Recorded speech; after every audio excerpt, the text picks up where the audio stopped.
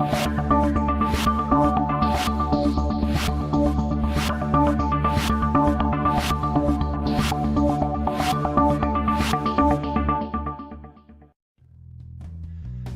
by NJT is based in the western suburbs and has many years of experience to assist you in sourcing any and all of your carpentry needs. Carpentry by NJT are great supporters of local soccer clubs in Melbourne's western suburbs, including ambitious State League One outfit, Sydenham Park Soccer Club. Home Builders Corp, meanwhile, is a Melbourne-based construction company by the same owners with more than 15 years' experience. Home Builders Corp specialises in new homes and unit developments. With attention to detail, they work to the highest standard to satisfy their customers with a very quick turnaround.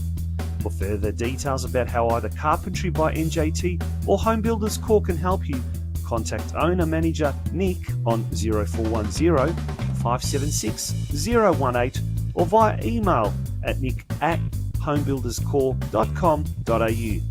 Carpentry by NJT and Home Builders Corp are the proud major sponsors of the Football Out West show.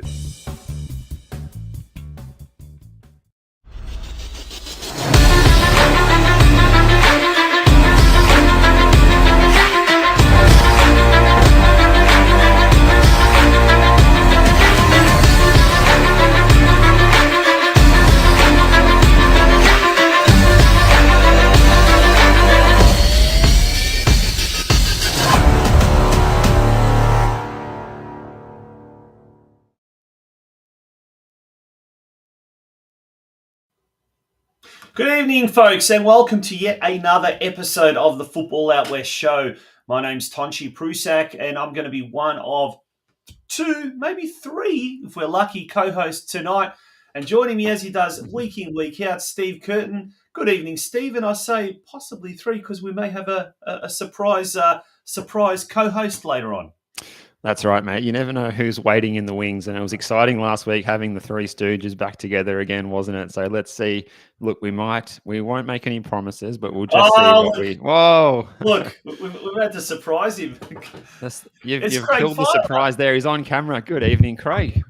That was a surprise. I wasn't ready myself. You didn't know you were going to be on. I didn't know. How are we? Good, mate. Good to have your smiley face on the screen. Welcome, gents. It's been a big weekend of football. A lot of surprises, a lot of big results. And Craig, firstly over to you.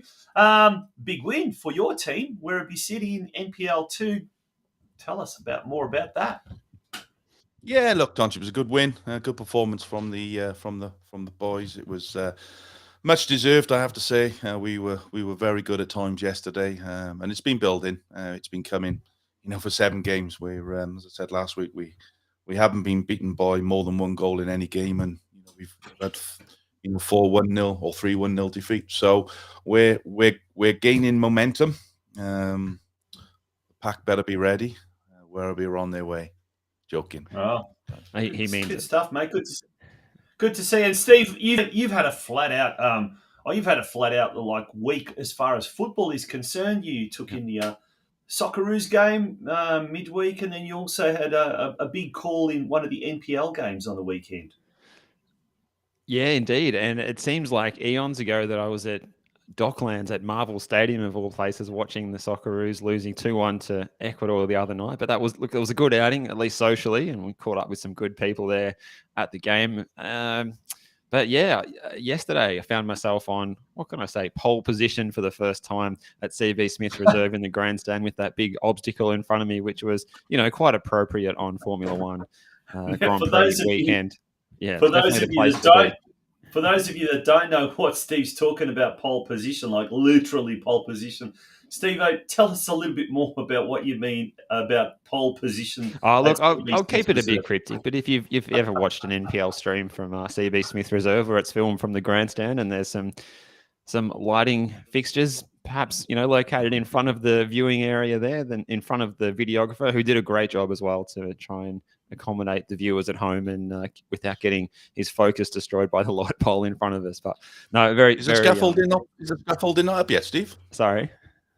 Is the scaffolding not up yet? Well, look, I believe it was last week because the footage was filmed from the western side of the ground that's what I last thought, week. yeah. But this week it was nowhere to be seen, and we were back in the grandstand, which was in some ways thankful because it was pouring rain when I arrived there too. It was good weather for ducks, and there was literally ducks walking past up at the swimming pool end of the ground. But look, that was a good match. Plenty of goals scored, and it's been a fun-filled, action-packed weekend. So looking forward to a 90-minute episode tonight, and then I'm just ready to pass out straight after that. Daylight savings as well has knocked us, I think, too. We're just about ready for bed. But even if you're getting a bit tired, just cast this to your bedroom TV and just enjoy this viewing, I think is the tip. But who can we go to next? Tonchi, how's your weekend been?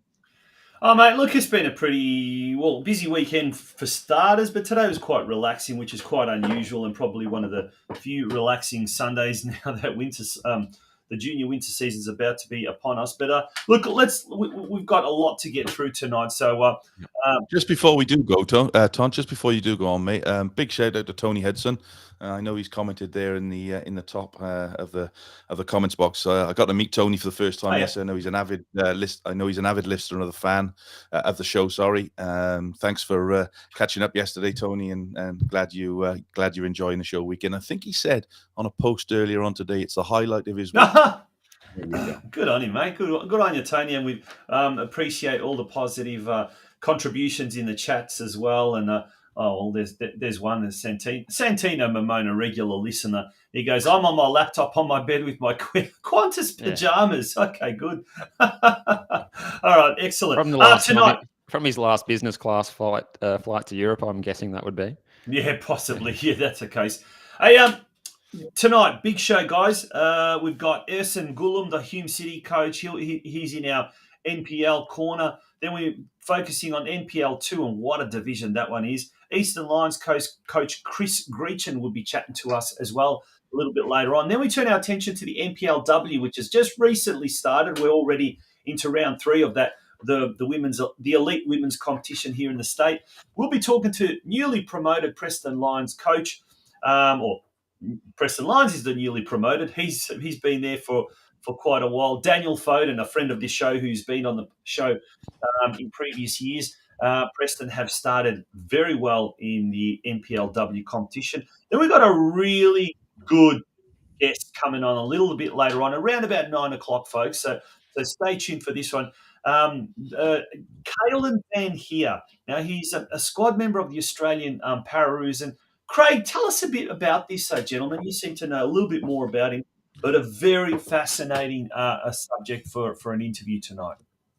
Yeah, it is. He's a great kid. I've known him for several years now, probably 10 years. I've known him from when he was a little young lad running around the pitches down at Point Cook. And unfortunately for Caleb, he was diagnosed with cerebral palsy earlier on in his junior life. But to give the lad massive credit, it certainly hasn't stopped him from doing what he wants, his dream of playing football for the Socceroos or the Pararoos. And, just probably about 6 years ago, I think, we had Point Cook, we had the Pararoos, one of the legends of the Pararoos, down at Point Cook for a talk. And I think that was where Caelan got his desire to be a Pararoo, and it certainly, like I said, hasn't stopped him. And 2 weeks or 2 months ago, he got to play for the Pararoos and live out everybody's dream and played against USA. So it'll be really fascinating to get him and his dad Chris on the line tonight to have a chat about how that's all come about and the experience that he's having. Well, folks, there you have it. There's some 4 great guests for tonight. We're going to take a quick break. And when we return, it's Steve with the news desk. So don't go away, folks. It is actually episode 108. Last week was 107. So we've had some controversy behind the scenes about that. But it is episode 108, the episode 6 of this year already. Wow, already a month and a half of the Football Outward Show. Folks, don't go away.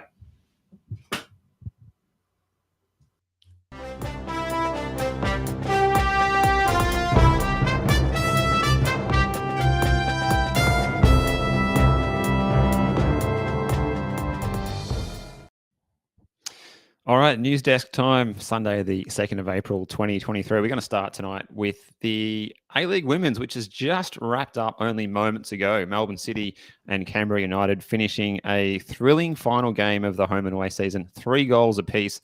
That means that Canberra United miss out on the top 4 just on goal difference, and we've got all 3 Victorian sides in the top 4, along with Sydney, who will clinch the Premier's plate there by just the 1 point against Western United. And what a story it's been. Mark Torcaso, the coach, he's been a friend of the program, a previous guest, and he's taken this squad that is made up largely of players from Calder United in the NPLW with a couple of key imports. Jess McDonald, we've had Hilary Beale in goal, and Hannah Keane, who's been a fantastic striker, scoring a couple of goals this season. But hats off to that core group of players who have come out of our NPL Victoria women's system at Calder. And it shows you the quality that we do have in women's football in Victoria to be able to pull that team together. They don't have the A-League experience at that level, and they've gone within a whisker. And, if a few things had have gone their way, they would have got it. But they should be very proud of their efforts, and they'll get to have a week off because the Matildas are in action in an international window in the next coming weekend, where the Matildas will be playing against Scotland at Cherry Red Records Stadium, the home of AFC Wimbledon, before they play England next Wednesday morning at Brentford Community Stadium. So a couple of matches for the Matildas coming up, but looking forward to the A-League Women's Finals, and hopefully Western United can go well as Melbourne City and Melbourne Victory. And even if we don't get to host the grand final in Victoria, which we should if we earn it, but maybe we can have a bit of a protest march on the Football Out West show to try and get that where it rightfully belongs, if in the case that we do earn top ranked side in the grand final when that comes around on the 30th of April, guys. But a really good result for Mark Torcaso's side this season, it has to be said, because a lot of people were expecting them to finish in the bottom places on the table. Yeah, actually, I read an article during the week about Mark Torcaso and how it happened. It was like a long-term plan at Calder United, where they put into wheels the motion. They realised they wanted to play at the highest level possible, but they couldn't do it on their own, so they'd have to align with someone like an A-League club, for example. And it just so happened that Western United came along. They'd approached Western United, and I think football operations director Steve Horvath, and they were really keen on the idea. My point is, it was a long-term strategy. It wasn't something that was just developed overnight. But that whole success has kind of, been incubating in the NPLW competition for years, and now the next progression obviously was the A-League Women. So it just goes to show, if you give some of these talented youngsters, Craig, in the NPL competition an opportunity, they're going to shine. And we haven't seen enough of that in the men's competition, have we? No, we haven't, Tonch, and big congratulations to Mark and everybody involved, Helen and everybody involved at West United, because it's a fantastic achievement. As you said, Steve, they started off like a house on fire, didn't they, at the start of the season? Won 4 or 5 on the bounce, and everybody's thinking, oh, hang on a minute. Had a bit of a stumble through the middle of it, but look, fantastic achievement for the club.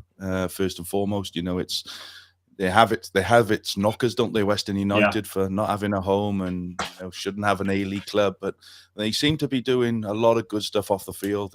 As you saw this week, they've gone now and got a futsal team as well, a Western United futsal team. So they seem to be doing a lot of good stuff off the field. And that can only be good for football in the western suburbs. And as I said, hats off to Mark and everybody involved in the women's program there at Western United. And it does show, with the Women's World Cup, three Victorian teams in the top 4. It just shows just how strong Victorian football is across men and women's categories, Tonch. Yeah, big time. All right, we're going to touch on another matter that's come up this week, and it's been in discussion probably for the last few weeks, and it's the amount of red cards in the NPL Victoria. So we've had 19 so far in the 7 rounds of the top flight in the NPL men's. That's a red card every 0.38 games. In comparison, last year we had 41 for the whole season. So we're almost up to half of that mark after 7 rounds. That was an average of 1 every 0.22 games. Also to note, 15 red cards in the NPL2. So 34 red cards in 98 games. So it seems like there's been a bit of a trend upwards, at least in the last couple of weeks. It started to level out a little bit. I'm not sure what we think about that, guys, if we have any opinions on the way things are going there. Maybe Craig as a coach, but also another thing I've noticed as well is on spot kicks as well, encroachment has been something that's been policed quite strictly. I've been at least 2 games where penalty kicks have been forced to be retaken because of a teammate entering the box too soon. Yeah, I have to be very careful, don't I? You always have to be very careful for a number of reasons. But it is a damning number, isn't it? That's 34 yellow cards in probably 90 games. Say 95 games over the course of this weekend as well. Compare that to the UK in the EPL. There's 18 sending offs this season. Okay, there's been more games, but I'm just wondering whether there's some kind of message that has come down from Football Victoria on this, because we've had a number of penalties, and I'm sure there are lots of other clubs out there that have had them against them this year, which seem to be very, very soft. We'll touch on one that you were commentating on last night, Tonchi, down at Geelong, and I know people down at Geelong Football Club have had their say on social media about the spot kick, and fair play to Davy Van Schip, who took it all in his stride, as Davy does, with a sense of humour that he has. If you haven't seen it, there was a comment put on and a video put on of the video of the penalty decision, and a comment underneath from Davy Van Schip saying, if anybody could pick me up from Sunshine Hospital after this assault, that would be great. It was the softest penalty I think I've seen for a long, long time. And I just wonder whether there's something that's come from Football Victoria about penalties. I don't know. They tried to raise funds, or probably that. There seems to be hell of a Look, lot. I've been told on good faith that there is a crackdown on dissent. And some dissent is different, Tonch. I absolutely am a full believer. And fair enough, and surrounding referees. If there's a dissent towards any referee, we've seen it in the UK, haven't we? Sorry, Steve. We've seen it in the UK in the last 2 weeks with Mitrovic of Fulham only getting a 3-game ban. I think that'll probably be a lot more once the EPL come on it. But I absolutely understand dissent towards a referee or an official. But some of these decisions that are given by referees at the moment are just ridiculous. Well, that was going to be my point. That was precisely going to be my point. Like, I can understand that dissent, and there have been, like, Thomas Josifovski, the Geelong goalkeeper, got a yellow card after the 90th minute, after the referee had blown the whistle yesterday for dissent. And there's probably about 8 yellow cards dished out. Probably half of them were for dissent, but geez, half of them were, I don't know, very soft tackles. Just that was last night's game. But across the board, folks, look, this might be a good thing to maybe get someone from Football Victoria, their referees department, although they're very, very media shy, generally speaking, or traditionally speaking. So we probably won't get too much. But we'd love to hear what you guys out there think. You know, we've already got some good comments popping up in the comments section, but people out there in football land, what have you heard? What have you seen? What have you experienced at some of the suburban grounds around town? Because, it's almost like an epidemic at the moment, isn't it? Pandemic, epidemic, whatever. Fortunately, the game I was at on the weekend, it was very well refereed, and we finished with 22 players on the field at the end of the day. But one of the comments as well coming in there from Vesco is the coach sackings, and there's been a lot of changes of leadership at clubs in the last week or so. So perhaps that might be a stat we look at in our next episode as well, in the next news desk. That is a good point as well, because there's been a bit happening in that space, and we're nearly running out of time for the news desk. So we might touch on the Australia Cup. So we're up to the 4th round we're up to now. We've had a couple of matches played during the week, and this match day or match week is spread out over a few weeks. The big one, I suppose, was at BT Connor Reserve on Wednesday night. A huge crowd turning out to watch the Oakley Cannons get a 3-1 progression over the Preston Lions. So that was a huge crowd on a Wednesday night. So well done to all who turned out there. We've got some matches coming up this week. Some of the ones that caught my eye: Goulburn Valley Suns hosting Pascoe Vale at John McEwen Reserve on Tuesday. Also on Tuesday, Geelong Soccer Club hosting Brunswick Juventus. So NPL 2, and 3 going at it there. Another one coming up on Thursday that I've got, Yarraville and Epping City. That should be a beauty as well. Plenty of good games coming up. So, check your local guides for the Australia Cup. Can't wait to see the rounds continue and see who progresses to those final places in the national stage, guys. Absolutely. Yep. Is that it? Moving along, any more news, or is that it? We are out of time for the news desk tonight, Tonch. Okay, well, folks, we're going to take a very, very short break. A couple of sponsors and advertisers. A big, big shout out to our major sponsor this year, or major sponsors, if you like. Carpentry by NJT and Home Builders Corps. We thank them sincerely for supporting our show this year. We're going to take a very, very quick break. When we return, it's time to talk NPL Victoria football, and we're going to have our first guest for tonight, and he's the coach of Hume City, Ersan Gulum, and he'll be joining us shortly after this break. Folks, don't go away. At Guzman Finance, like you, we are passionate about the Western Suburbs and football. Our main passion, however, is helping customers succeed in their financial goals. As trusted mortgage brokers, we offer knowledge, personalised service, and access to hundreds of loan products from Australia's leading lenders. If you're in the market for buying your first home, looking for a better interest rate on your mortgage, renovating your home, or buying an investment property, my team and I will help you manage the process from start to finish. Avoid costly mistakes and expensive loan products. Contact our office on 9369 6805 or 0425 826 055.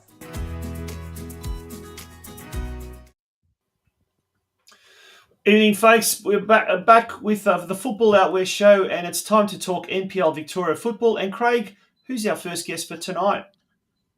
Yeah, it's a pleasure to have the coach of Hume City, who've made a good start in NPL 1 this year. He is a friend of the show. He has been on before, ex-Western United, and now the Hume City manager, Ersan Gulum. Good evening to you. Good evening, gents. How are we? Very well, mate. How are you? Good, Very thank well, you. Elson. How are you, mate? Good to have you on the show again. Good to be on.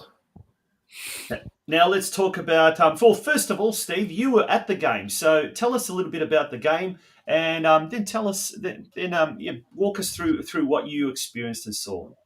Yeah, an exciting match in the end. It was a bit of a slow burn in the first half, and Hume definitely looked the better. Not just saying that because we've got you on camera at the moment, Ersan. Hume definitely looked the better side in the first half, but conceded from a corner kick, which would have been quite frustrating, I'm sure, against the run of play with a former Hume City player nodding home beer hand alley bowl on 38 minutes. But straight after that, the Hume City side kicked into gear, the new signing Dylan McGlade scoring just 3 minutes later.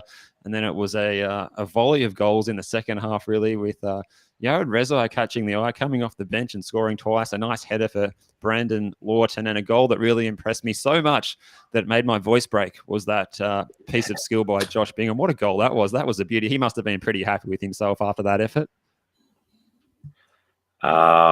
He's obviously, it was a fantastic goal by Josh. And yeah, he's a very hard worker for the team, and I mean he's one of the top players in the team in the fitness levels. So I've tried to tell him a few times to stop running, but he's such a player that does the right things for the team, and he also obviously he does a lot of selflessness runs into the box and works just effortlessly for the team, which it shows, a well-deserved goal for him. Now, Ersan, just go back into obviously the club and obviously the season. Now you've just had Cameron Watson come on board as your assistant. Obviously a very experienced professional. You've not worked with him, but I believe you've certainly played against him over the years. How did that move come about, and how's he settling into the room? Yeah, Cam's obviously my juniors here in Victoria, we've always either played together or against one another. So we've had that friendship over the years.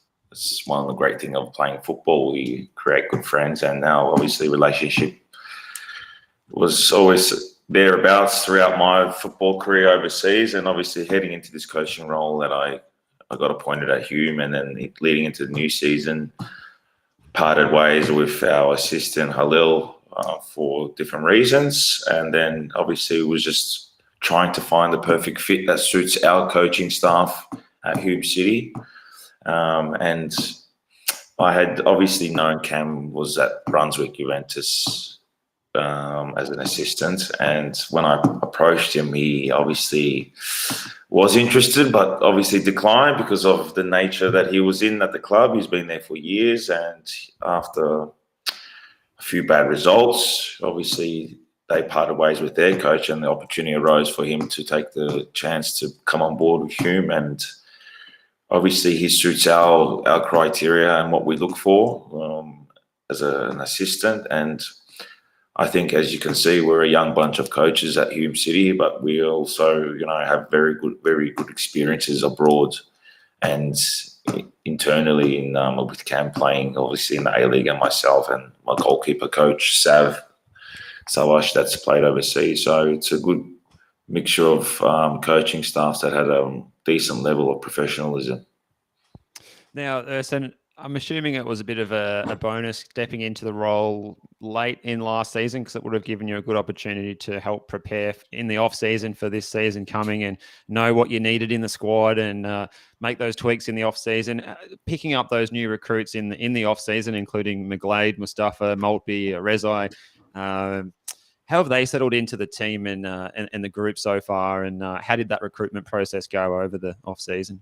Yeah, obviously you pointed out I came in towards the back end of last season, last 2 games, and it wasn't easy. I'll tell you that much.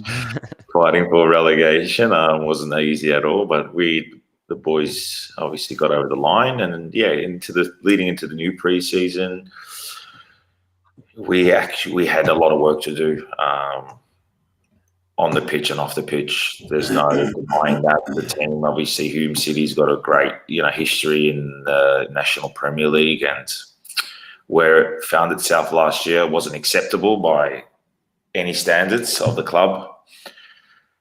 So it was a process that, for me, it took a lot of hard work off season. As soon as the last game of the season was done, I was working, trying to learn players, learn the competition, understand the system that is played in this competition more so, and finding the right players according to what I believe as a coach, what I want to play and do.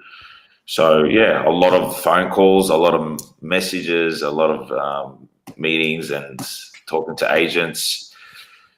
I've got a list of probably 30 players where I've got their phone numbers and emails. So it's just ticking off, calling, yes, no, and it's just a process. And it's a new thing for me too. So I felt like I was a manager at one stage, as in an agent. So it was difficult. We started preseason early, obviously, compared to other players, other teams, which we needed to. And one thing I love about this playing group, they really buy into what I want and what we believe in as a club. And they're a great bunch of boys, and they make my job so much easier. Awesome. Well, it's gone 7 rounds into the NPL Victoria season for 2023. There's the ladder. We'll very quickly whiz through the results, and it started a lot of goals this round. Gents, Bentley Greens smashed St Albans 4-1 at Kingston Heath on Friday night. Then there was a 2-2 draw between Heidelberg United and Port Melbourne. On Saturday, as we mentioned, 5-2 win to Hume City over Moreland City. Get this, though, down Geelong way, North Geelong, who've had a little bit of a disaster this week with the resignation of their coach, Stuart Begg. They were on the wrong end of a 7-0 scoreline. Green Gully absolutely thumping North Geelong.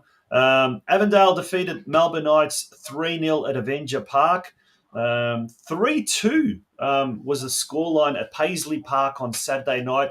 Altona Magic prevailing over Dandenong Thunder, and South Melbourne defeating Oakley Cannons 1-0 in the Big Greek Derby at Jake Edwards Reserve. So we can see Avondale clearly on top, 1 point ahead of South Melbourne. Then there's a bit of a gap between South and Oakley Cannons, followed by Green Gully, Melbourne Knights, and Hume City, just holding onto 6th spot ahead of Port Melbourne Sharks on goal difference. So things are really, really seem to be hotting up there as far as that is concerned. Erson, now 5-2. Obviously, Moreland City they had a previously 4-1 win over North Geelong. You've now managed to beat them 5-2. How with this squad? You just mentioned how you've had a long pre-season and the boys are really biting into it. Can this squad make the top 6 in your eyes, or is there such a big gap at the moment between the top and the bottom in the NPL competition? No, we don't put it's. I believe the playing group that we have and what we're building on is definitely a top 6 side. There's a lot of new players that have come in and getting used to our football system and the way we like to play. We're still learning about our players that have just come in new, what they like doing and what they don't. So obviously, a coach has I have a football plan and a system, but you have to work with the players and what they like doing as well. So it goes both ways. But definitely with this football team, I'm not putting a target on top 6. I believe they can go higher than top 6. It's just, I always say this to the playing group. It's what you want out of the games and what you guys want out of the season. And they've created an identity with what they want to do. So I won't go into too much details of their identities, but that's between the playing group and what they want to achieve. So again, what we're doing, we're building something, that's not going to happen overnight, but we can see a lot of positive signs from compared to last season to this season, which is already we're heading right step in the right direction. Yeah, now one of those positive signs is a player that is well known to most Melbourne Victory fans in Brandon Lawton. Obviously came to the club last year, scoring goals for you, which is key for us. Centre midfield probably didn't do enough of that last year. Urson, I think, did lots of running, but didn't have really that end product. He's scoring goals. He scored 2 so far. What's been the change? Have you got him playing a different role, a different way? Because it's clearly that he's got the talent. The kid's certainly got the talent and probably should be playing at that A-League level. For whatever reason, it hasn't. But this season, he seems to be playing different to what I've seen him play over the last few years. Yeah, he's one of the other players. We can talk about stamina. He can run all day for you, which is unbelievable. His running capacity is really good for us. He played about 3 positions on yesterday afternoon as well. Yeah, so that's what I'm getting into now. So I'm not going to say Brandon was played out of positions or in different positions last year. When I came into the club, obviously getting to know the players and talking to the staff that was involved in who's these players. Brandon was playing right back, right mid, 6. But he was never given that real chance as a 10 role.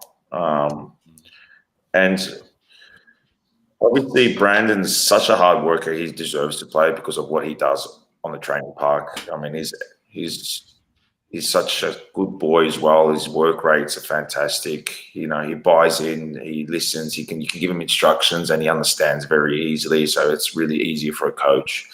Yeah. So we decided. Obviously, Dylan was injured, and we decided to play Brandon as a 10 because he can just. One of his attributes is he can just pass a player with dribbling with such ease. He makes it look effortless, and basically we've identified that we need to start getting more players into the opposition's 18-yard box because we can get the ball into the front third, but we just can't get numbers into the box. And with Brandon in there, he carries it into the box, and we can get overloads in wide areas or combination plays in the front third.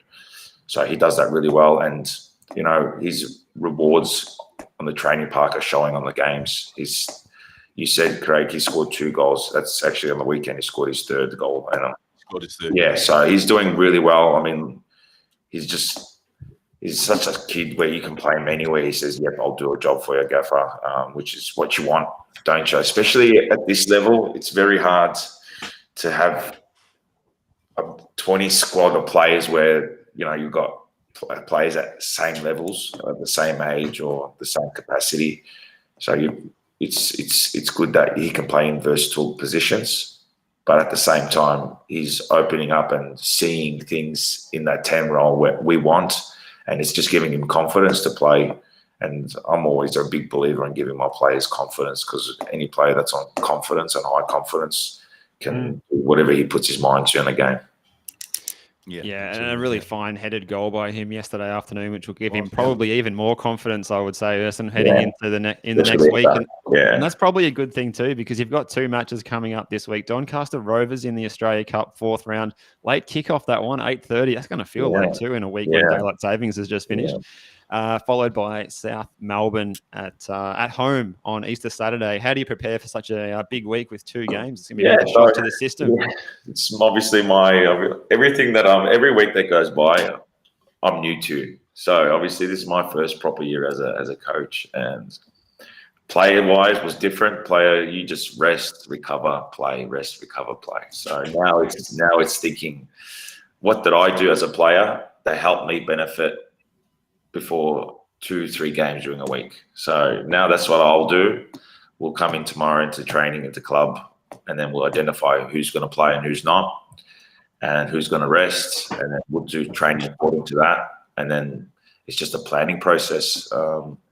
Obviously, when we come in on Mondays, we'll see who's got the little niggles here and there, and who can train and who can't. So, yeah, it's a tough turnaround, especially, we got Doncaster at a late time, as you said, 8:30, so that's less hours to recover.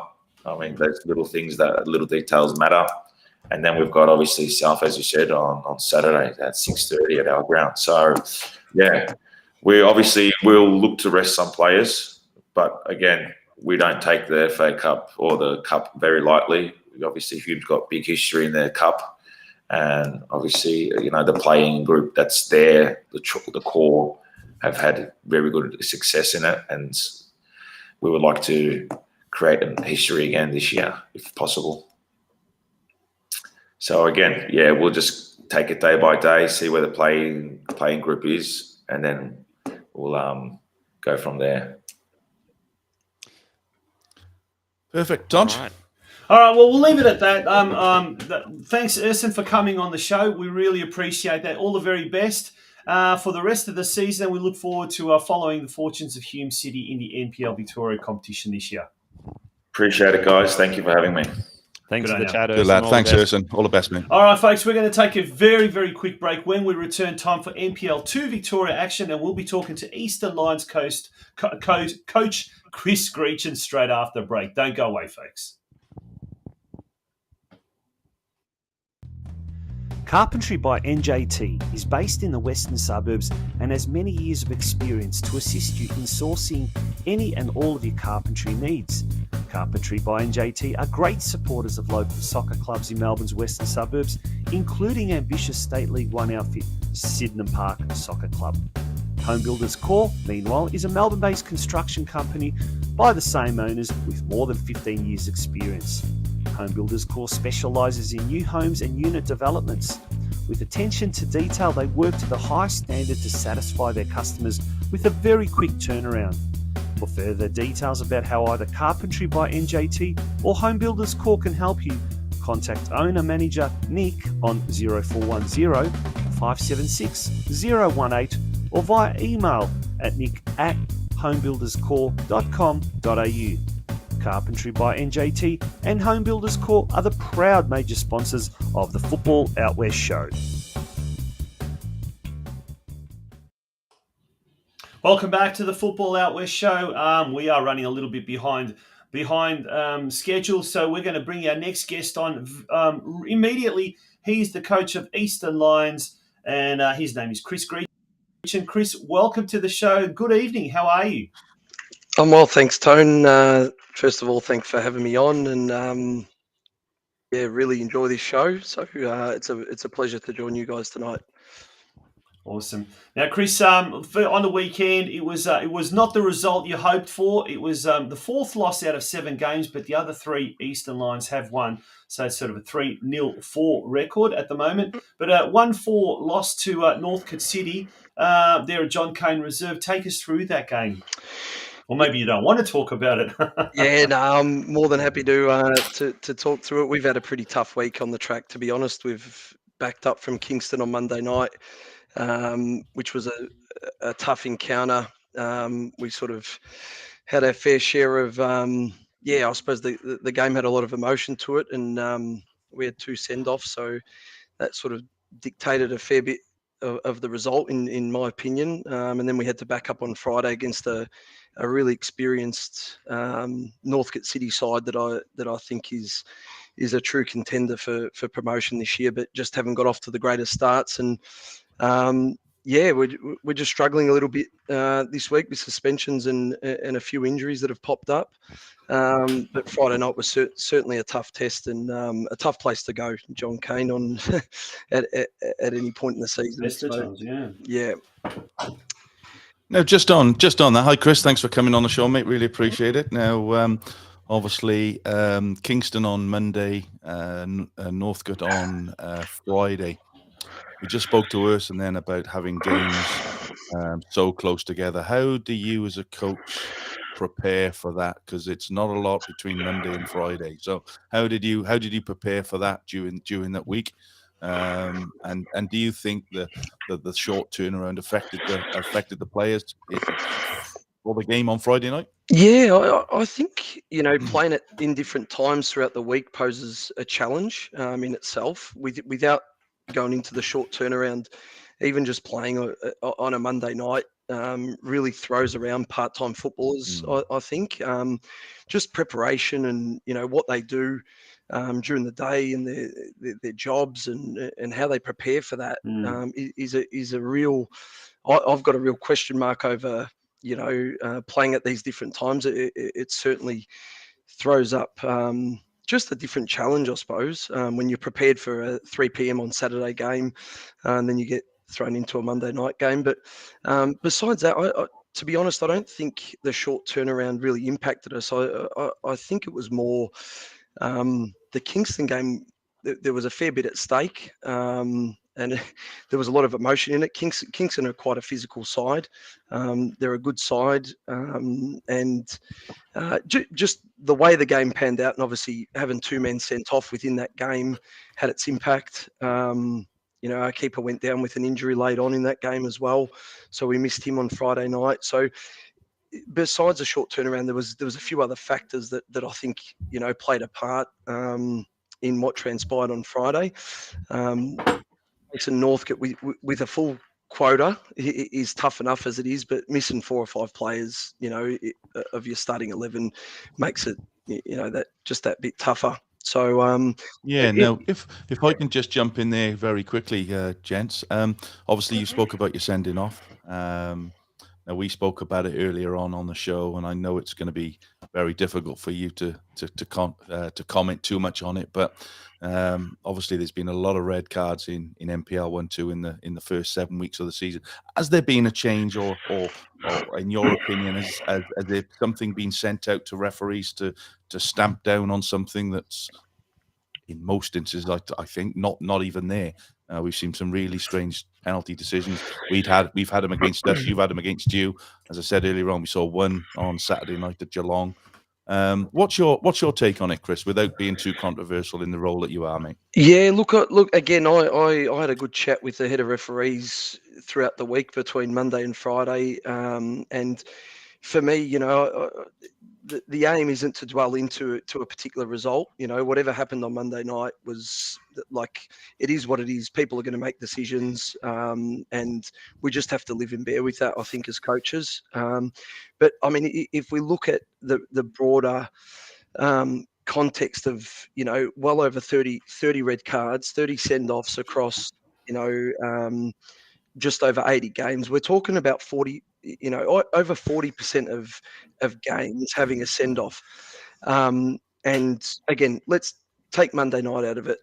It's 3 points. You move on. You try and reset and whatnot. But I suppose my question really is about, well, have players deteriorated in terms of the way they approach games? In the sense of, are we dealing with thugs on the ground where we need to use a red card as a first resort, or and in that case, if the nature of the send-offs have really deteriorated that way, I would like to see something from the federation that educates either us as coaches that can then impart that knowledge on our players or educate the players on where are they going wrong.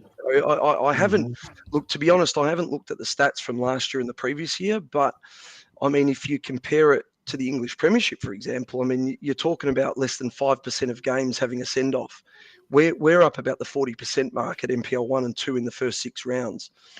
To me, there needs to be something done that bridges the gap between us as coaches and the federation, the referees, and looking at ways that we can improve the stat, because a red card, we know, impacts a game heavily, and to impact 40% of games, I just don't know that players are doing that wrong to substantiate those sort of numbers. But I mean, I'm just purely based on facts. There's a lot more involved. I understand, how many cards have got 2 yellows involved, for example, how many, like all the sort of intricacies around that, I'm not privy to, but looking at that stat alone, I think something needs to be done.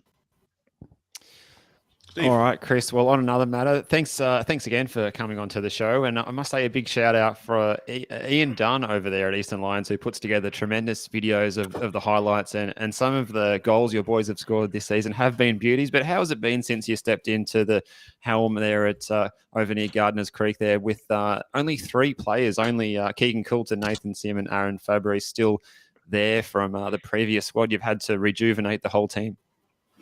Yeah, look, Ian, first of all, is a sensational character. He's a great guy to have around. He forms the first part of all of our analysis, and it's just an incredible help for us as the coaching staff to use that as a platform for what we do during the week. In the sense of where we're coming from into this year, I suppose it's not uncommon knowledge that stepping into NPL 1 is a huge challenge for any NPL 2 team stepping up into that league. It's just there's such a differential in terms of talent and trying to sustain yourself in that league. So credit to the club and Jimmy Williams in the first instance. If we go back to 2019 when the club was promoted, just an incredible effort to bring a club like Eastern Lions, who has been, I suppose, renowned for being in sort of your second or third tiers for a majority of the last 30 or 40 years. But again, when they stepped in last year, it was probably just, just too much of a stretch and a really difficult sort of period for the club in terms of, only winning that 1 game throughout the season. So, yeah, when we were sort of entrusted with the job, it was always going to be a big rebuild. And, rebuilding into this NPL 2 league, it's not the easiest of leagues to drop back down into. A lot of players thought, when we're in the process of signing players throughout the preseason, discussing what's the ambition? Are we going back up? And it's like, yeah, well, we would love to, but we've got to be real about the context of, you've got your Preston Lions, you got 2 A-League youth teams, you got Dandenong City who are keen to get back up into the top flight, and all spending quite big money to do that. So it has been a tough rebuild, I must admit. And it will continue to be a huge challenge. It's the league itself. If you look at the ladder after this afternoon's games, it's you couldn't really definitively put a finger on who's going to finish in the top 4 or even the bottom 4. So for me, it's about getting to 25, 30 points as quickly as we can, and just dispel that sort of stress of relegation, to be honest. Yeah, well, let's just have a quick look at some of those results from the NPL 2 this weekend. And as you said, Chris, it's a phenomenal league. You just don't know what's going to happen. I know some friends of ours on the NPL pod call it the Chaos League in Lockie Flanagan and Nick DeBarno call it the Chaos League because they just don't know what's going to happen from one week to the next. But just going through round 7 of the fixtures, Brunswick Juventus.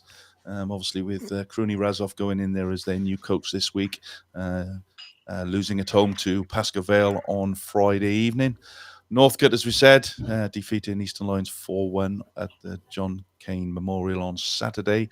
My side, Werribee, a good win over Bulleen Lions. Langwarrin, the top of the table clash as it was, losing 2-1 to Preston Lions with a late goal for Preston there. Manningham United going down 2-4 to Western United. This afternoon, Melbourne City going down 3-1, I think the final score was in that one. Yep. And the final game of the round, 4:45 kickoff at the Grange this afternoon. Kingston City defeating Brunswick City to take them top of the league after round 7. So, yeah, as you said, Chris, it's a very, very difficult league there. You just don't know what's going to happen. If I was a betting man, and I'm not, you'd stay away from MPL 2. I think you just wouldn't. Good You'd way be to lose wasting some money money. hand over fist. Yeah, absolutely. Yeah, absolutely. Sorry, Go on, Tone, go. You're right. No, just looking at that. I mean, Melbourne City put 6 past us in round 3, I think it was, and like looking at that table now, like it's just incredible that they're sort of sitting with that. Obviously, that game in hand to play against Northcote. But to think that was their only win of the season is just incredible. But anyway, you look, I truly just could not pick a team that's going to go and win it. I've said to our boys, over the first 5-6 weeks, who is going to put their hand up and actually have a go. And I still haven't really seen that. So I think this is going to go down to the wire both ways in terms of who's going up and at the other end as well.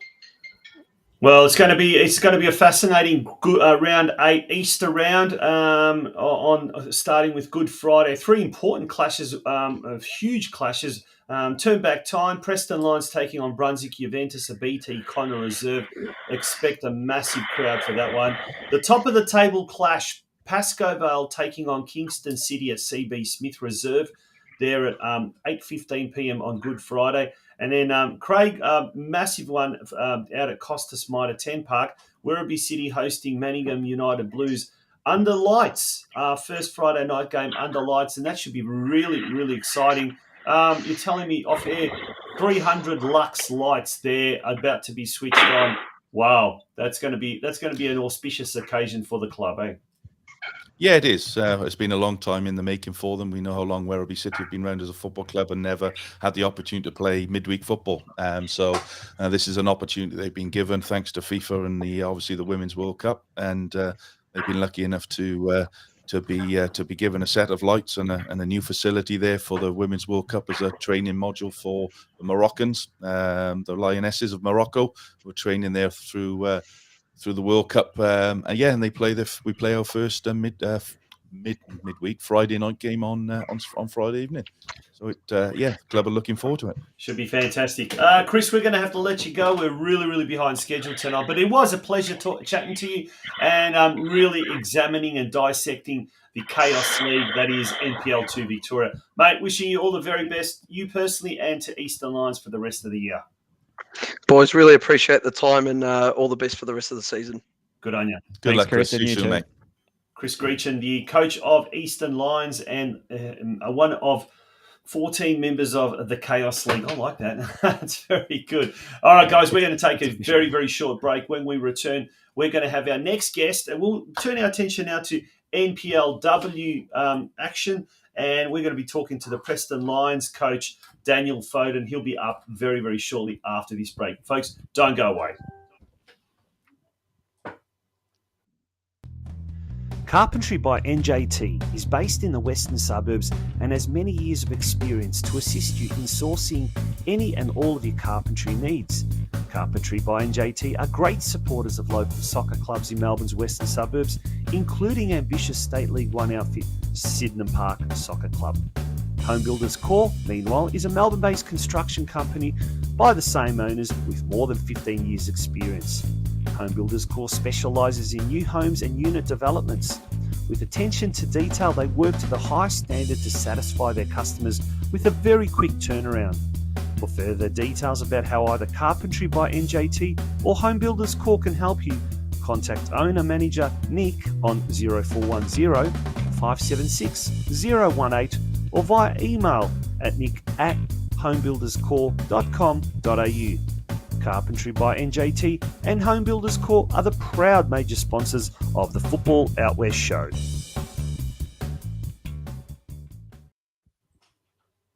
Welcome back to the Football Out West show. It is episode 108. And before we get to our next guest, Daniel Foden, the coach of the Preston Lions in the NPLW competition, let's quickly just turn our attention to NPL 3. The NPL, we've got the ladder there.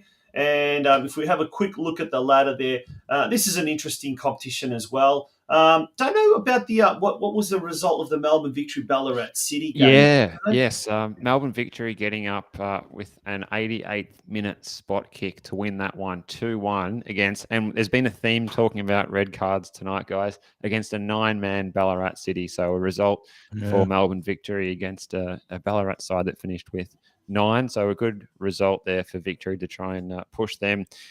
Keep the pressure on up the top. They put them on to 9 points. So they're looking good up there with Nunawading with 3 from 3. Yeah, so they've jumped to second spot there on goal difference. So they've got a positive 5 goal difference after that. That thrusts Geelong then down into third spot. And as we mentioned earlier, they were probably unlucky with a rather controversial 82nd minute penalty awarded to Davey Van Schip of the Essendon Royals. So the Royals getting off the mark there with their first points of the season.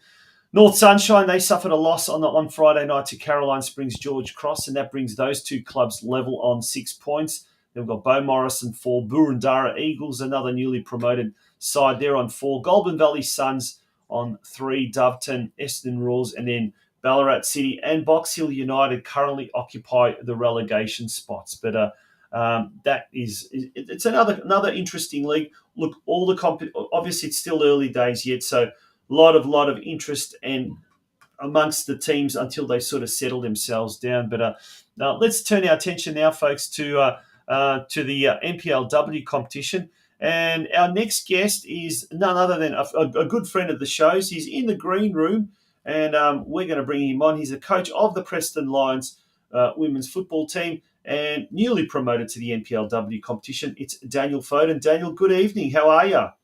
Hi, boys. Oh, where are you? In a car? I am. I've just on the way back from went to watch the A-League women tonight, so I got caught in a little bit of traffic and was hoping to be at home, but didn't quite get there. So, are you in the passenger seat? You just sent me a message saying you're running a little bit late. Can you give me a couple of minutes to get a Preston topper? Did you actually have to stop the car, go in the boot, take your jacket off? I did, yeah. I thought you just wore your Preston kit just 24/7, Daniel, wherever you go. almost where I go, boys. Almost everywhere. Fantastic, mate.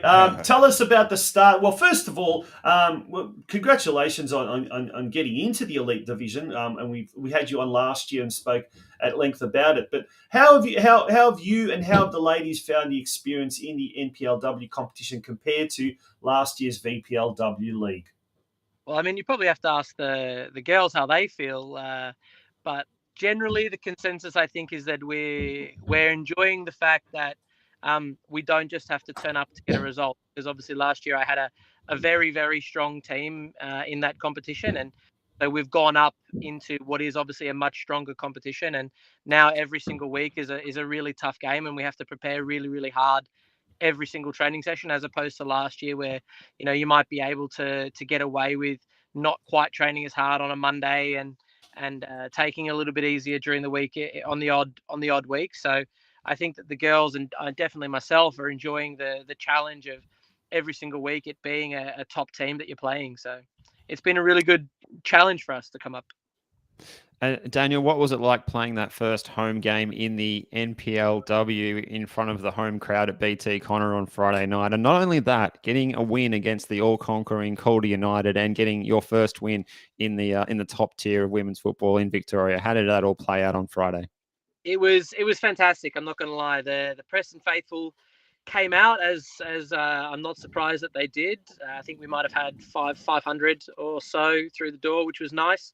And look, Calder are a good side, have always been, will probably always be. The connection with Western United really draws good players to that club, and we knew that they were going to be a tough side. So to have all the Preston fan base come out and support us and get around the women in NPL has been fantastic. A lot of the men's fans who maybe historically didn't come to the games have started to come to the games, which has been great for us. So it was a pretty good atmosphere. There was a lot of people here and for a women's game, and we really put on a show. I think we defended for our lives for the last 10 minutes. We did everything that I asked, and I think that the girls. I just got the GPS details through now. And I think we had 6 players who did over 12 kilometers. Oh wow! Wow, that's an impressive stat indeed. That'll tell you how hard they worked. Yeah. Well, there's a photo of the team on Friday night. Behind there, you can see a section of the crowd, but there's also a new recruit as well. Tell us about Nina, the mascot there. Nina, the mascot. Yeah, look, we're so happy to have things like this. The young girls walk us out. The young girls come and play on the pitch, and then we have Nina, the mascot, in the crowd talking to all the fans. Wandering around, getting photos.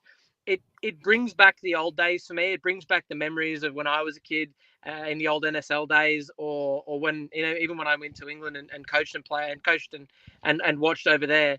To have real, genuine fans who really want to come and watch the football, to have a mascot, to have the music, to have everything that makes it not just football but entertainment. It's brilliant for the club, and it's brilliant for the competition, in my opinion. So.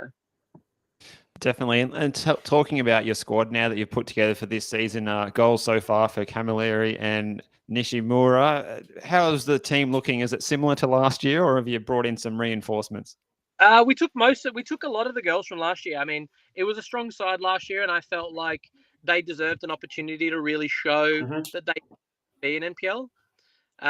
So I think of the squad I had 18 last year, I think I kept 14 of those 18 players into this year's squad. So we topped up with, I think we took in 6 new players in the senior group, took that squad to 20. And so far it's been really, really good. Obviously Miri's been Miri and shown what she can do. And I think she doesn't look out of place in this competition at all. We brought in some experience with someone like Cami coming in, I think 33 years old nowadays, been retired for 4 years. Come out of retirement to come to Preston, which is nice. It's just gone dark now all of a sudden. Dark there. Well, I'm not sure if someone's pulled the plug on the floodlights. No, Daniel is back. Went through a tunnel. Did you go through a tunnel? Fear not. No, the car turned itself off for some reason. Oh. So yeah, Miri's been fantastic. I can't complain at the girls that were here last year who have come in. I think there's a couple of girls who made their NPLW senior debut on the game against Calder. A couple of ex-Calder girls got an opportunity to play against their old club. So, I think it's been really, really good for the girls who were here last year, and the few new girls that we brought in have done a really good job. So, I mean, I don't know if anyone here obviously watched the game, but young Georgia Henderson, who we brought in from South Australia, had an absolute blinder as well.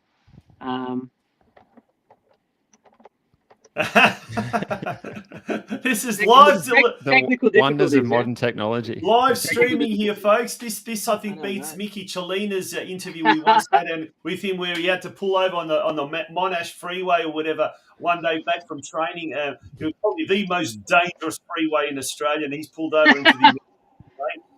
This actually beats that. Daniel, we do appreciate it. Quickly through the scores and there's the ladder as well. So, Steve, have you got the scores handy there from round 3 of the NPLW Victoria competition? Yeah, I do indeed. So those matches on Friday night, as we mentioned, Preston getting the win. Also on Friday, Box Hill United 1, Burundurra Eagles 5. It was also 5-1, but it was a home win for Alamein, 5-1 over Southern United. Alamein looking the goods at the moment so far. They're looking very good. The team named after the train line. Heidelberg United 2-0 away win at Bayside United, and it finished 0-0 between the Bulleen Lions and the senior NTC in round 3. So that's the wrap for this round. And next week sees the Preston Lions off to play Southern United on Easter Saturday. They're a team that you saw a lot of last season. They are a team. Correct there, Dan. They are. So I got a feeling we know what to expect playing Southern at their place, but they've picked up a few players as well. Unfortunately, they haven't had a flying start to the year like we have, but they've been pretty good. So I can't, I'm excited to go there and play again and hopefully pick up 3 points. And look, this year so far has been fantastic for us. We've brought in some phenomenal kids into our under-19s group. We've managed to put a really good young under-17s and 15s team together for the club, although there's still a few spots available there. But the young kids that have come in have been fantastic. Like, I don't know that I've had a better under-19s group in the clubs that I've been at previously than the one that's here at Preston Lions. That's a great encouraging sign. And so far, you have played Calder and Alamein, two really strong teams in the comp. Is it too early to draw any comparisons between the NPLW and last season's VPLW in terms of quality of the competition? Look, this is really interesting because obviously A-League women's season finishes in a few weeks. So what those players do when they finish their season, whether some of them take some time off before the World Cup, some of them go overseas, some of them come back to NPL Victoria, some of them move around the States. Who knows what's going to happen there? I know the window will open sometime in April, and I'm sure that there'll be a lot of teams that will strengthen in that window.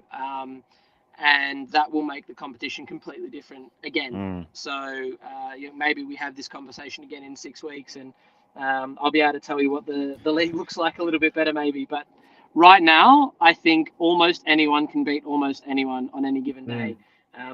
Kind of like your NPL2 Chaos League maybe. Yeah, well, I think adding in those players from the A-League Women's, come May, I think when they're allowed to take part in the competition, that could be the genuine Chaos League and might overtake that NPL2 that you just mentioned there. But Tonch, have you got another question for Dan? Well, all I was going to say was just wind it up. And the other interesting game for next weekend happening on Easter Saturday night is the top of the table clash between Boroondara Eagles and Alamein, two clubs that have really, really surprised, but that one's going to be a big one at the Veneto Club there on Easter Saturday night at 6 p.m. And just enough time for everyone else then to jump off and jump to midnight mass or whatever else you do. But that's a surprise one, Daniel.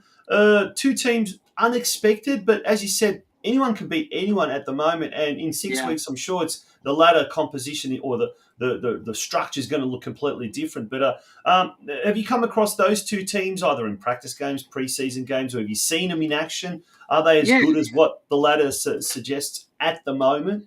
So Boroondara were obviously the team that came up with us last year, so we saw them a lot last year, but they have recruited really, really well. So I'm not going to say they're a completely different side to last year because that's not true. They do have a lot of loyalty players that they kept. They gave a chance to young Becky Lim, who was in their reserve squad for the most part of last year. And she has hit the ground absolutely flying in NPL. She's been brilliant, and she's only really young, little winger. And they picked up a Japanese striker who is absolutely unbelievable. She could be one of the better players in the competition, who's banging goals in for fun at the moment. So they've done really, really well. And obviously we had Alamein in round one where we got a 1-1 draw. And we're leading for a significant part of the match. But Alamein are a really awkward team to play. They're very, very organised. They're very hard at the ball. Experienced Beck Saber, who's not particularly old, but she's been around NPL for a long while. She's playing really well at the moment as sort of their target striker, and she's done a fantastic job as well. So both teams. Will they finish in the top four at the end of the season? Who knows? But on the face of it right now, they are probably two of the better teams knocking about NPL currently. So it doesn't surprise me a whole heap that they're at the top end of the table.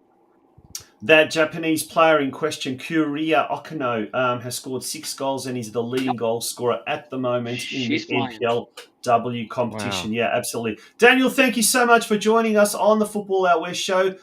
We might have to get you on the show a little bit later on this year, just to give us an update about what is happening there in the NPLW competition. But in the meantime, safe trip home. Don't get too distracted by anything on the screen there. But thank you for joining us sincerely. This is definitely up there as one of the great interviews. for Thank you very much, logistical boys. reasons. Absolutely. Yeah. Good, Thank you very good. much, Dan. Good on you. Daniel Foden coming to us live from somewhere in Melbourne, and his hands were firmly placed on the steering wheel when we were conducting that interview. Craig had to jump out for a little bit, but Steve, it's myself and yourself. We're going to take a little bit of a break, and look, when we return, we've got a really, really interesting interview subject. Young Kalen Van Heer, he'll be joined also by his father, Chris, and they'll be joining us very, very shortly. And Kalen is a member of the Australian Pararoos team as well. So he'll be coming very, very shortly after this very short break, folks. Don't go away. It's episode 108 of the Football Out West Show, and the 6th this year in 2023.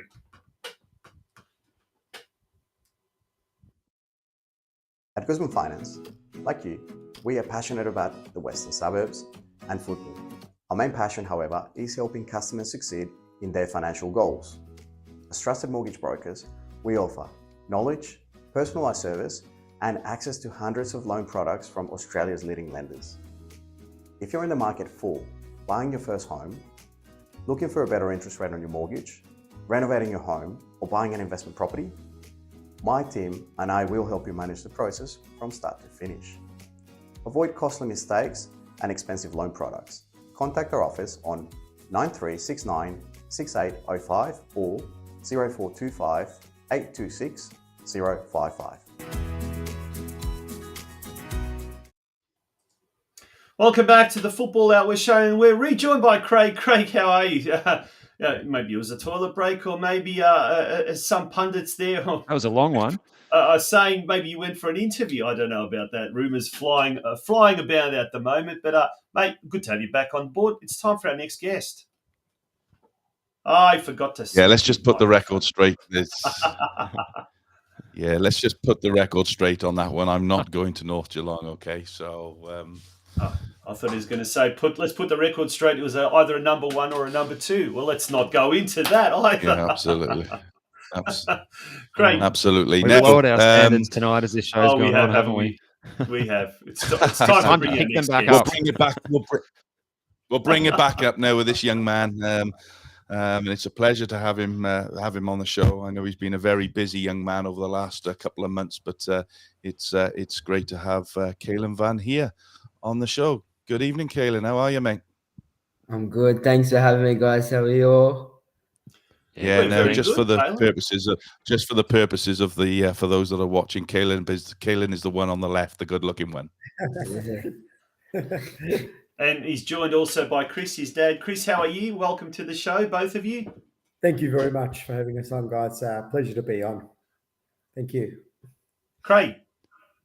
Yeah, so look, I've known Kalen for many years, as I've said earlier on. I've sort of seen him grow up over the last probably 10 years or so now, and I know one of his big goals growing up, learning obviously of his disability, was to make it as a professional football player. And most players would have given up and gone and done something that they could do very, very easy. But this young man has spent the last 10 years working really, really hard on himself. And obviously he's got the opportunity to play for, what most people's dreams are, of playing for their national team, for the Pararoos. So, Kalen, just talk to let everybody know, obviously, about your disability, first and foremost, and how that's impacted you on your life, or not impacted on your life as it turns out, and how obviously you've got into the Pararoos. Because I think there's a lot of people out there who won't have heard of you, and it'll be a really good news story for those who think that the world's against them and nothing can be given. But you've worked really hard at it. So just let the viewers know and the listeners know how your story evolved. So I have cerebral palsy in my right hand. So I've got it in my right hand and my right, so it's affected in my whole right side. So my left side is I use both, but I could do more stuff on the left hand. And it's to have a disability, it's a the way I look at it is now, like, I wouldn't rather not have one, but when I was growing up, I didn't really like to have one because I've never seen anyone with a disability. Like, I thought I was the only one, but then I saw one of my heroes. He played for the Pararoos, named Benny Roach, Mm-hmm. and then he's the vice captain of the Pararoos. He's been to many World Cups. He's got the same disability as me, so like I've always looked up to him, and I will always look up to him forever.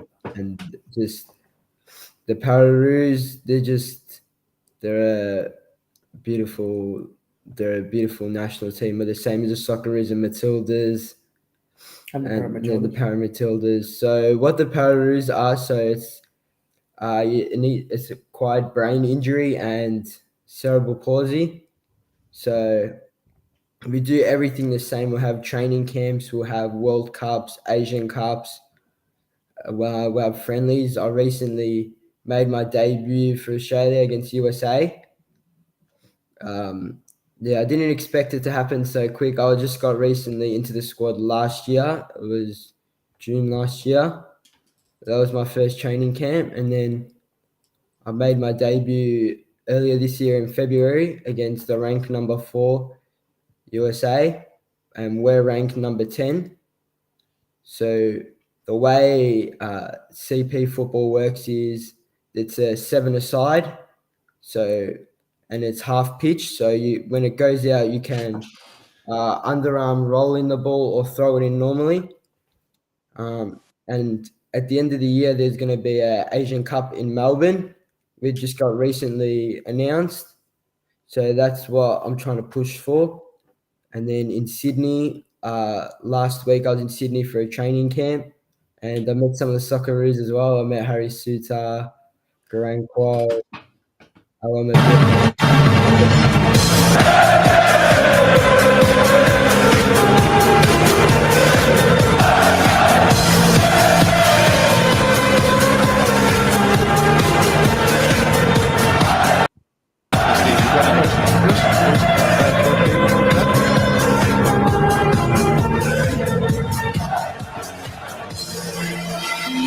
what was that? Yeah. Got a DJ in the house. What's going on? Is that our end? No, I don't Right. know. Gremlins. Is that from you, All right. Craig? Is that happening from Werribee South by any chance? Yeah, that No. wasn't us. That wasn't No. us. Yeah, No, I think it was probably, Craig. yeah, probably. Craig's playing DJ. Yeah. So, sorry about that, Caleb. That's Now, okay. what was it like meeting those Socceroos, Harry Suter, Garang Kuo? What were they like, and did you get something out of the chat of exchanging thoughts with them? So the way I met Harry Suter was so what they wanted to do originally was they wanted to get a photo with me and Harry Suter because I'm the shortest Pararoo and he's the tallest Socceroo. So then they got us to talk, and then he asked me to get a photo because he's never seen a smaller footballer more than me. So he asked for a photo, There and it then is. I got posted with the Socceroos, and then That's when Harry met Kalen. We'll label that photo as when Harry met Yeah. Kalen. he's a very nice. Yeah. He's a Now, very nice guy. Yeah. Now, Chris, to you now, question to you.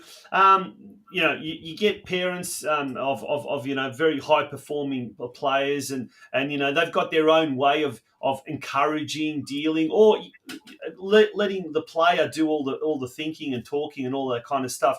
How have you approached all of this? From Kalen's early starts in football to now, where he's getting to an elite level. How have you had to support him in a way that you probably didn't think otherwise, or have you just sort of tried to sort of stay away from and let other mentors guide Kalen along the path? Yeah, that's a good question. He's been playing sort of since he's 7 years old, and has really worked hard to get to where he is. I think I've just it's been a bit of a learning process for me as well. Obviously, learning about the Pararoos gave him the drive to know that he can represent his country. So we learnt along the way that there was an opportunity for him to play, obviously at a very high level and represent his country, and accordingly, I started to sort of put things in place several years ago, and just ensuring that he's got the right people, the right coaches around him to develop his football. He's had to be pretty patient. I've had to encourage him to keep going. He hasn't always had things go his way on the football field, but I've just, as a parent, just encouraged him to work hard, be resilient. Never really treated him any differently. He plays community football out here, plays for Williams Landing, and he's had some wonderful coaches around him. I've encouraged those coaches not to treat him any differently because he has a disability, and all of those little challenges that he's faced have sort of molded him to where he is right now. At times he's probably thought, well, where's this all going? Am I going to get the opportunity? But all the hard work, all the little messages and all the experiences along the way, the wonderful people that we've met, and the really good people that he's got around him and will continue to have around him, because this is just the start for him, and he's still got a lot of work to do. To make the most of the opportunities that he's got. I've just tried to just support him like any other dad would, and give him the best that I can to keep him going and working hard, and that's why he's at where he is right now. Very lucky. And Kalen, what's it like going from the Pararoos Now, and going Kalen, back to your obviously community football? Sorry, I'll just keep going, Craig, if that's all right. What's it like going back to your community football club? No, you're right, Williams Carl. Landing Yeah. after being, I think we've got a delay. What's it like going back to Williams Landing after being at the Pararoos, and how do you enjoy being at the local community club as well as being with the Pararoos? I always get asked, because I recently met Harry Suter. I always get asked, how's Harry, how's Garang? And then we went to Socceroos game. I was with my teammates, and he was like, can you call them over so they can come over and talk to me? They're all encouraging. They always ask, whenever you play in Melbourne, we'll always support you. We'll always come watch you, even with the coaches as well. I have great people around me. They always support me. They don't treat me different. They treat me the same. Yeah, I just love Williams Landing. Yeah, I love playing football. He's been very lucky. Just going back to, I think it's very important for the development of any young footballer to have the right people around them at the right times. Football, it's a game, but just focusing on the right things, keeping their feet to the ground, ensuring that they don't get ahead of themselves, continuing to work hard, because there's plenty of ups and downs. There's been plenty of ups and downs for him, but understanding that you keep working hard with a bit of luck, some doors can open up and opportunities come on board, and really blessed. When we were up in Sydney recently, we had 25 to 26 people. Family, friends, his ex-coaches or current coaches as well up there. So it meant a lot to everybody that's been part of his journey to be up there to watch him and support him. And it was an incredibly proud moment, not just for the family, but for the football club, his coaches, friends, his schoolmates. He's a very blessed boy in that area. He's got a lot of support, and that support has pushed him along. Yeah, Right. fantastic. It really is a good news story for footballers with disability, that whatever underlying circumstances there are, if you've got the will, desire, and the want to be the best you can, then the opportunities are there for you. And as I said, I've known you and Kalen for a long time, and he always puts a smile on my face when I see him at football matches, and he always comes up and gives me a big hug, which is fantastic. Now, just going back to you and the Socceroos, the Pararoos there in your train, what does your training camp look like, Kalen? So obviously you fly up to Sydney, you have a couple of days there, and you talk us through what your couple of days, week, whatever that is, looks like for you. So how it worked in the training camp in Sydney, so we had to follow a schedule. So we'd have to be up. We'd have morning monitoring at 6:30, 7 o'clock. So, and then we'd have one session a day. So the way the day would work is we'd get up in the morning. We have to weigh ourselves in. We have these stretching tests. we ask if the doctors ask us if we're sore. We'll have breakfast. We'll relax in the room for a little bit. Then we'll have one training session a day, even two, depends how the day is looking like. And then we'll do recovery. So we'll have ice baths. I hate ice baths. I can't sit in there. It's so cold. Shocking. Yeah, but yeah. So basically, and for the 2-day camps, the way the 2-day camps work out, because they're very short, we'll have 2 training sessions a day. Have one in the morning and then one in the afternoon or night, depends how the day is. And there was 14 players that got selected for the US game.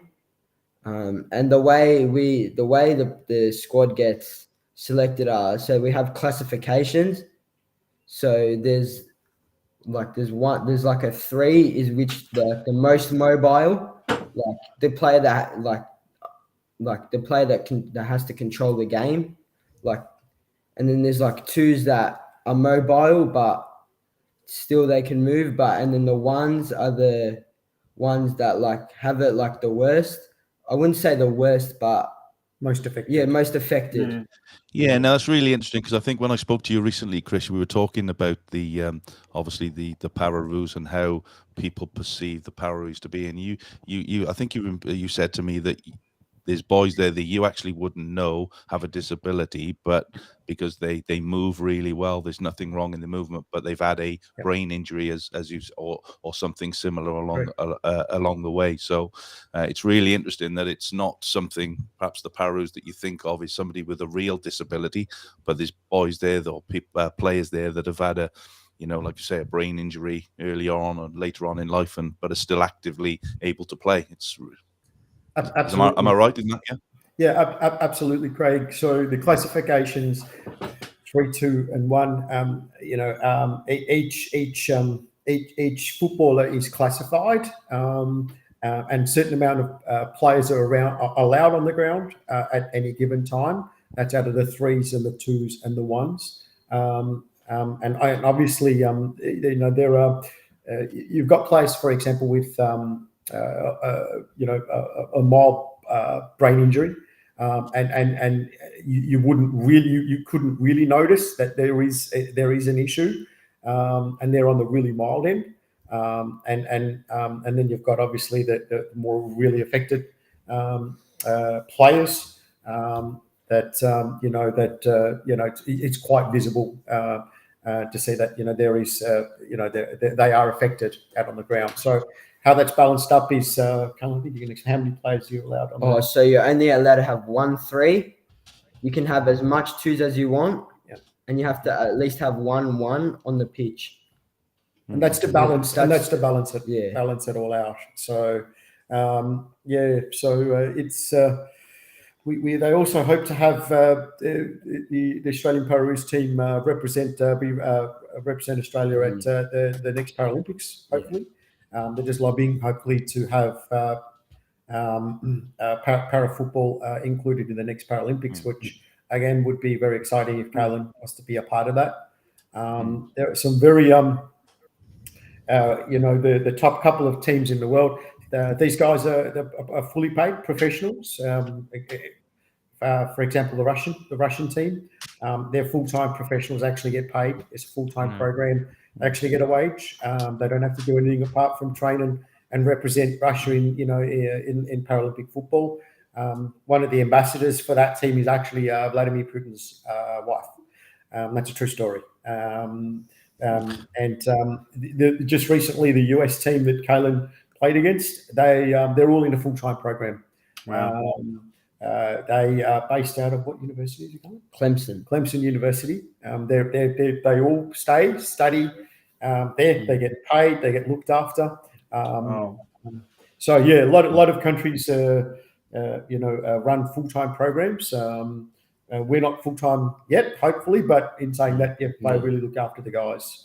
And when they're in camp, give them the best of the best. I think a lot of the coaches and support staff, other support staff and team managers and physios from the Australian national teams. So they get the very best when they come together.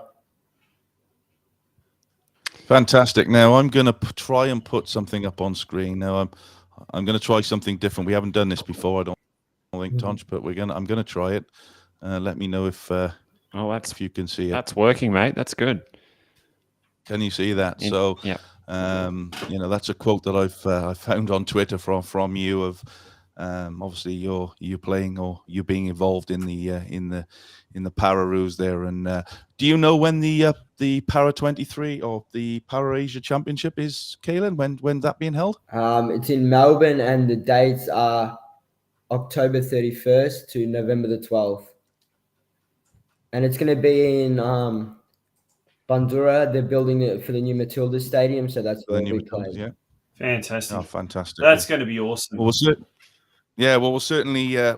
put that in the diary, and I'm sure there'll be a lot of looking at the comments there. There'll be a lot of Melburnians coming up to watch that and cheer you on to whatever that may look like. But look, Kaylon, we'll let you go to bed, mate. It's 9:30. You probably stayed up longer than you should, mate. But you'll be on your Xbox in your bedroom now, no doubt, mate. But listen, thanks very much for coming on.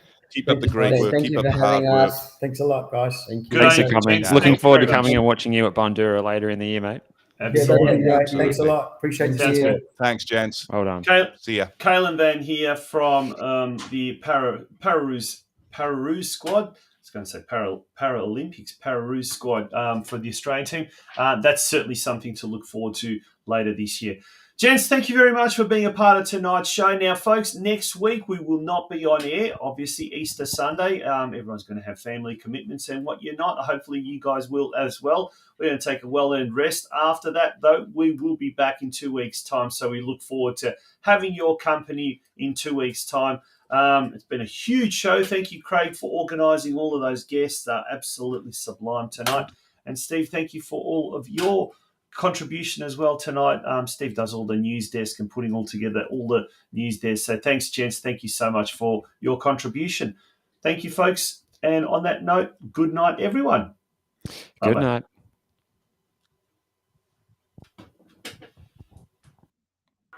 night.